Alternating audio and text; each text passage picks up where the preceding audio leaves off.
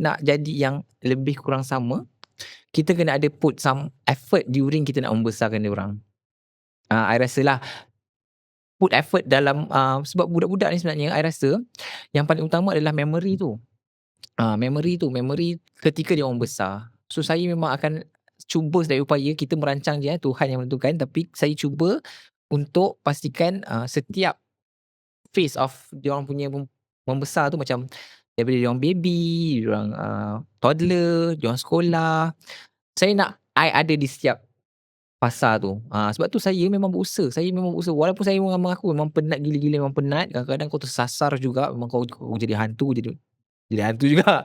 Tapi sekurang-kurangnya saya nak di setiap memory fasa kehidupan anak saya ada.